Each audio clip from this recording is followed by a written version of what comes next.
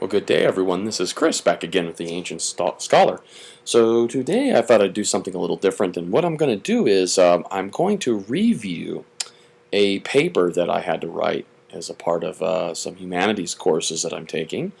And this paper, of course, is going to be in APA format, and I thought that I would go ahead and introduce everybody to that. I assume that there probably a lot of people are already pretty familiar with APA format, but I'm sure there are a lot of people that are maybe a little confused or not quite sure of some of the formalism that APA dictates, and I'm certainly not going to be able to cover all of it, but at least I can do a basic introduction. And this is a paper that got very high remarks, and it was accepted and graded very well, so I'm reasonably assured that the format that I use in this paper would be fairly universally accepted.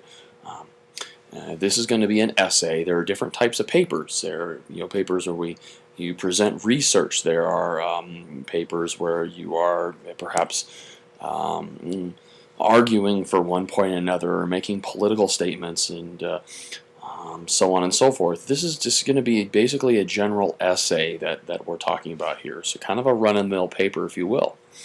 Okay, so what is APA? APA is a way of formatting our paper, a way of making our paper, the look of it, the mechanics of how the elements put together.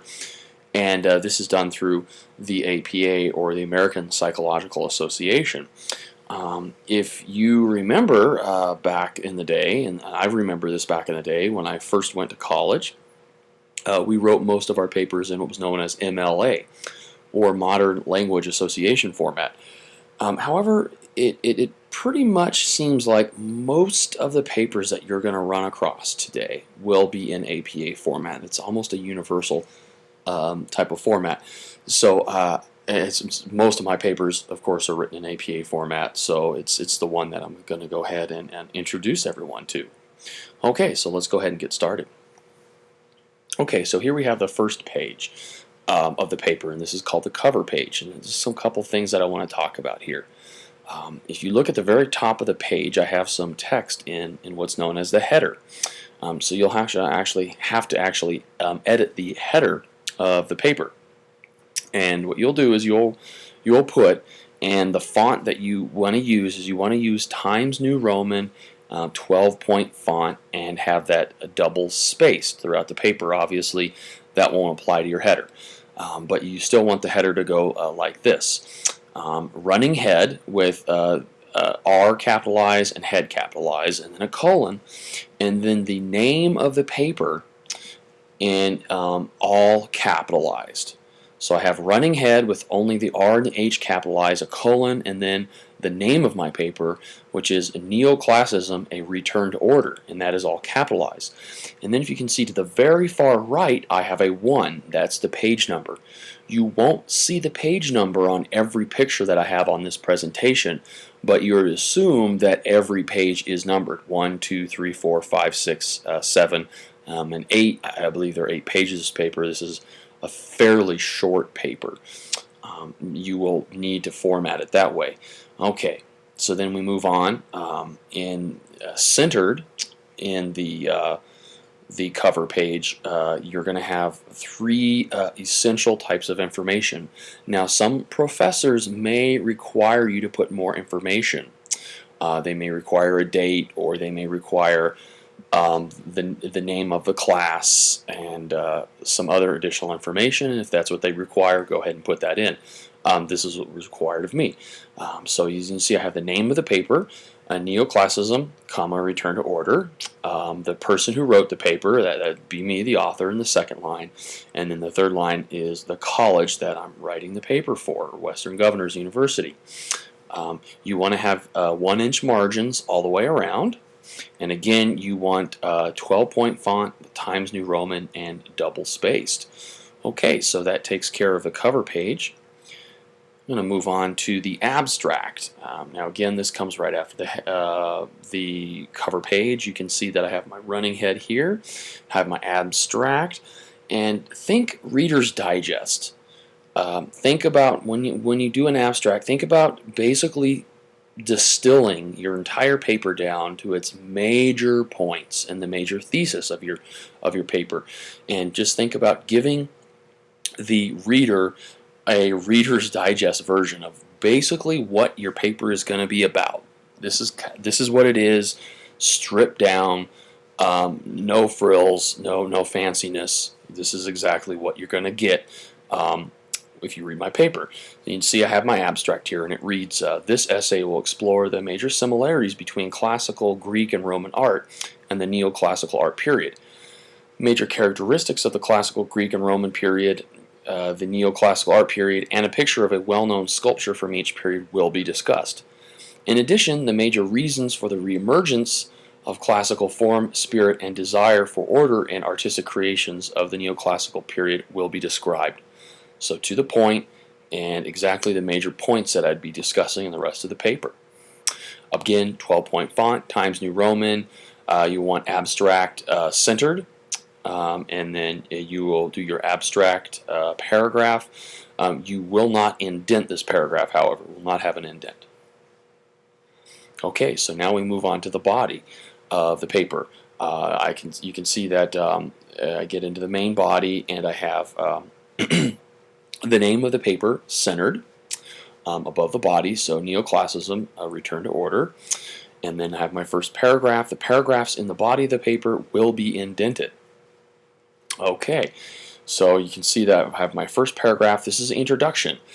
This should be sort of catchy and should appeal to your audience. Obviously, my audience is a humanities audience, so I need to appeal that. And, so my introductory paragraph is sort of like the thesis, in that you are basically introducing what you want to, introducing the topic that you are going to be presenting, and kind of trying to get the audience involved with what you're doing. So in my introductory paragraph, it reads, the classical art of Greece and Rome has heavily influenced Western art throughout much recorded history.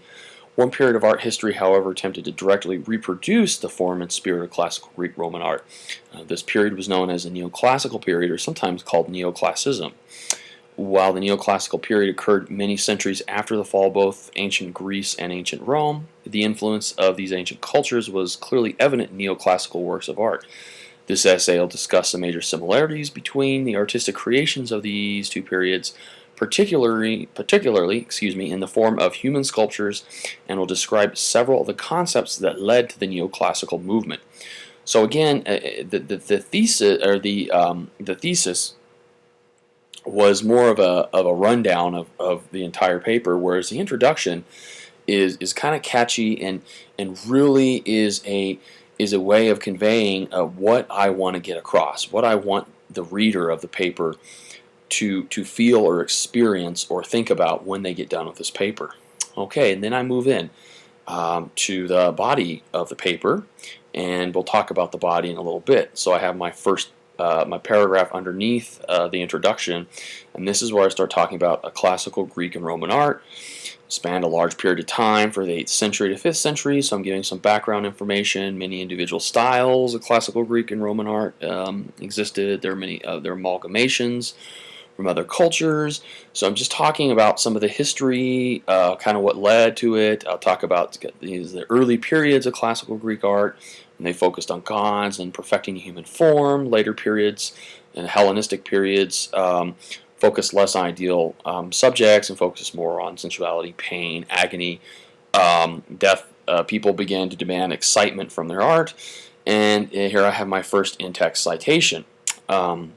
This is from a book I used, and so what you do, there are two authors for this. I have the authors, their last name, Arthur and Lorano, comma, 2008, that's the date the book was published. That all is in parentheses and then a period at the end of it. Again, I did not directly cite. I paraphrased what they said and put that in my own words, but I still have to put that there. Now, there are some bits of information in here that you can see I did not cite. For example, up at the top, I talk about the first paragraph underneath the introduction. I talk about ancient Greece and Rome spanning several centuries from the 8th century BC to the 5th century AD, and some people might say, hey Chris, that's kind of some specific information, perhaps you should cite that. And I would agree to a point, and this is where the boundary conditions, if you will, of your paper come into play. And part of this assignment was that I would be presenting this paper would be read by an audience that was well versed in the humanities. Since that's a case, somebody well versed in the humanities would know, it would be very common knowledge, how long the Greek and Roman empire's influence spanned. The 8th century BC to 5th century AD would be very common knowledge to that group of people. Now, if I was presenting this paper to people that weren't well versed in humanities, then I would probably look at doing a citation, cite this somewhere, because that would not necessarily be common knowledge to people who weren't well versed in humanities. So you need to be very careful about who your audience is, and if you are presenting information that is well known for your audience, that the audience should know that, then you don't necessarily have to cite it. So in this case I didn't, because part of the boundary conditions of my assignment was it told me that the audience that read this paper would be well versed in humanities. Okay, so moving on to the body here. So this is where I give an example of ancient Greek art, and this is a bronze sculpture. I would like to say a little something about keeping it simple. I like to follow what's known as a 5-paragraph essay format when I write my essays. It's very simple, and it's kind of like running home to mom. It's safe, it's sound, it's secure, and I can run home to her and she'll take good care of me, and this has taken good care of me in all my years of being a student. And that is 5 paragraphs. First paragraph is the introduction, 3 paragraphs are the body, and then 1 paragraph conclusion. And I more or less stick to that general format, and that works very well for me. It's very orderly, it's a very logical way to design a paper, and I really like doing it that way. And ideally you do want to have a paragraph for each main point. You don't, whenever you change, so I started out talking about ancient Greek and Roman art, and then now when I move on to neoclassical art, I need to start a new paragraph because I'm talking about a different point. As you can see, I was required to have photographs of a sculpture from each period because I'm actually comparing them. So here I have a photograph of the Greek bronze sculpture Poseidon of Artemision, and you can see that I have the name of that sculpture in italics, excuse me. And if that was a book or any other work of art, I would have to do that as well. You can also see underneath the picture I have in parentheses France, 2006, period. What that is an in-text citation for the photographer who took this picture, and I'll talk about how I cited that picture and some of the things we need to be careful about when we use pictures in our papers. And actually I'll just talk about that right now. If you use a picture in a paper, you need to make sure that you have the legal ability to do that. Now, I will say that most of my photographs, hey, there's my loon clock, yet again. Most of the photographs that I use, I actually get from the Wikipedia or Wiki Commons. Now, I absolutely do not cite Wikipedia as a reference for information, just pictures. And the reason I do this is I can click on pictures in Wikipedia, and it'll take me to a page, and it'll tell me who the photographer of that art is, who the photographer of that picture is, and it'll tell me right there, straight up, if I can use that photograph or not, or if I have to get some special permission. So it's very handy that I can kind of cherry pick and find photographs that don't have any limitations on who can use them. They're free and they're open for use, and I'll use those photographs from those artists. That makes my life a lot easier, and I don't get any kind of legal issues that way. And obviously, that'll make your paper writing a lot better. So that's how we deal with paragraphs in text. Okay, so I'm just talking about the sculpture Poseidon of Artemision.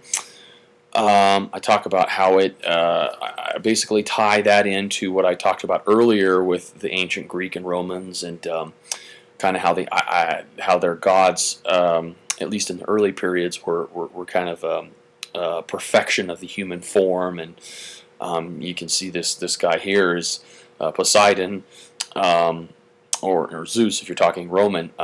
He's a pretty perfect looking dude there. He's got all the muscles, and he's big, and he probably at one point was holding a lightning bolt or something like that, getting ready to throw it. Really heroic, really stoic, fine, chiseled, perfection of the human form there. So I thought that was a good picture to represent the classical Greek art. Certainly early Greek art, the Hellenistic art, was a little different, but it was still very detailed and so on. And then I move on to neoclassical art, and I just say, hey, it came to prominence during the late 18th and 19th centuries. Again, I did not cite this information simply because this would be very common knowledge to my audience, and I just talk about this period was characterized by a desire of artists to reproduce the form and spirit of earlier Greek and Roman classical art. This desire is related to several concepts, and then what I do is, for these several concepts, I actually do a list, and I do 1, 2, 3, 4, etc. So you can see how I formatted that. It's indented in. There's 1, and then I make my point, and then I move on to 2. So my first point is the underlying classical principle of order and reason resonated strongly in artists of the neoclassical movement. This is in line with the fact that European society entered an age of enlightenment, where classical principles of order and reason were popular among many people. Okay, and then my second point, there you go. Again, it's indented to. Some people did not enjoy the newer types of art, such as Baroque and Rococo. Rococo art was seen as elaborate, decorative, and whimsical, which was in direct contrast to orderly and fine detailed characteristics of classical Greek and Roman art. Baroque art focused on exaggerated motion that contrasted to the detached and often stoic artwork of classical Greek and Roman works of art. So here you can see I'm tying these two concepts in.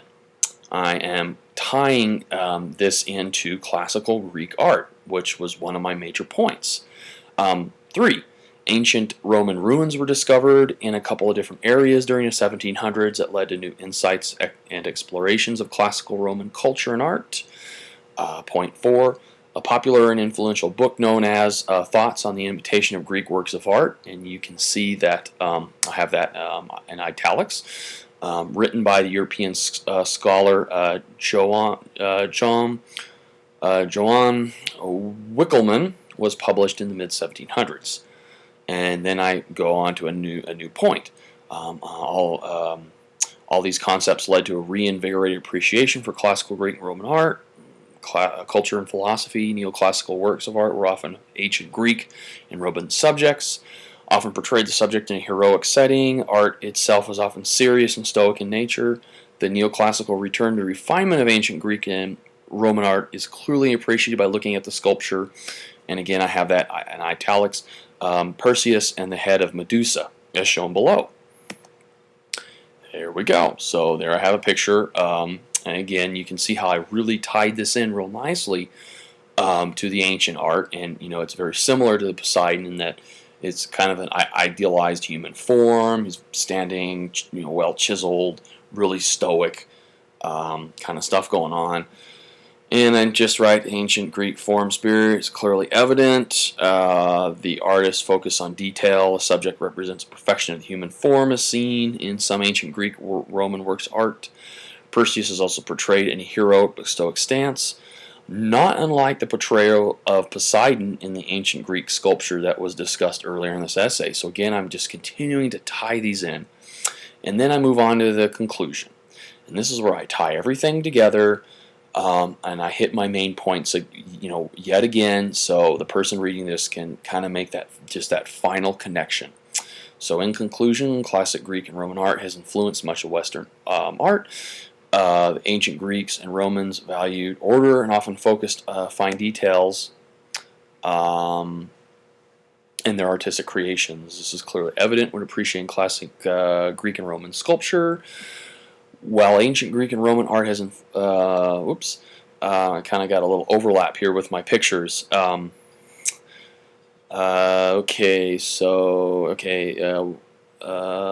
art period saw artists replacing the order and fine detail of ancient Greek and Roman civilizations.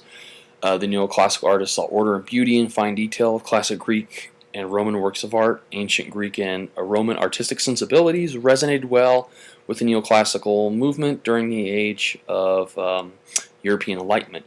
The neoclassical artists appreciated classical Greek and Roman order as a nice contrast from the newer forms of art that some thought was too whimsical and lacking in order. Additionally, discovery of ancient ruins and the release of a popular book about the imitation of ancient Greek art helped to usher in the neoclassical movement. The neoclassical appreciation for classical Greek and Roman works is easily appreciated by looking at neoclassical sculpture. Neoclassical sculpture focuses on detail, order, and often uses ancient Greek and Roman subjects in both serious and stoic poses. And that is the end. So I'm restating my thesis, tie everything together, and I review the main points of my paper, putting them all into paragraph form, or all within the same paragraph. So it's all one underlying idea. And you can see that my use of wording is interesting. I try to be very specific in the words that I choose, and you can see in some parts where I could have taken a real easy path and said that the artists liked Greek or Roman art, and instead I try to use more unique wording and try to use a little better verbiage, and that just rounds the paper out, makes it sound a little more intelligent and maybe a little pretentious, I suppose. But again, I think that people reading it, that I hopefully that resonates with them, and that I kind of went through took that extra step to kind of put in some unique wording. For example, I used resonate instead of like. Well, we know that they liked it, but it resonated very well with them, and you can just kind of see how my verbiage is uniquely my own. Ultimately, but I think that really helps with the flow of the paper and kind of helps beef it up a little bit, if you will. Okay, so here we have our work cited. So again, work cited at the very top on its own page, it's centered, and then I cited 3 different sources. So the book, we'll talk about the book, and you do want these in alphabetical order, and this will be from author. So the first thing that you'll see in APA works cited is the author. So the book here at the top, I have the 2 authors, Alstur, T, period, and Gennaro, R, period. The authors, and obviously had more authors, I'd have to put those in. There are just 2 authors here, or the editor if there's no author. And then in parentheses, I have the year, the date, the year the book was published, 2008, period. The name of the book, The Art of Being Human, The Humanities as a Technique for Living, 9th edition, period. And that is in italics. And then I have New York, New York. That's where it was published. And then the publisher. And this is Pearson Logman Publishers. Okay, so the photograph's a little interesting. So what I did is I actually took the name of the photographer of the work of art, so not the artist that did the work of art. And in fact, some of these ancient, the Poseidon of Artemisum, for example, we don't really know who did that. We have a guess, kind of what island, maybe what 3 or 4 islands it may have come from, but we don't really know who did it. But so I actually went with France R. and then in parentheses I put who this Francois is. What is his relation to this? And in this case, he was a photographer. Put that in brackets with a period. 2006 brackets with a period, parentheses, and then brackets. The name of the work of art, Poseidon of Artemision, and then after it, in brackets, I put well, what was going on, and that is the photograph. This is a photograph of the actual sculpture, and then where I got it from, retrieved, the date I retrieved it, September 12, 2011, from : and then the web address, http://Wikipedia, so on and so forth. Did the exact same thing for the second sculpture, Perseus and the Head of Medusa. You can see Nigel M., the photographer, 2009 is when it was taken, Perseus and Head of Medusa. The name of the artwork, the photograph of the sculpture, I retrieved that. September 12, 2011, comma, from : and the URL of the website where I got that picture from. Okay, guys, and this concludes this short discussion on introduction to writing essays in APA format. Hopefully you guys found this helpful. Take care, and as always, thanks for hanging in there.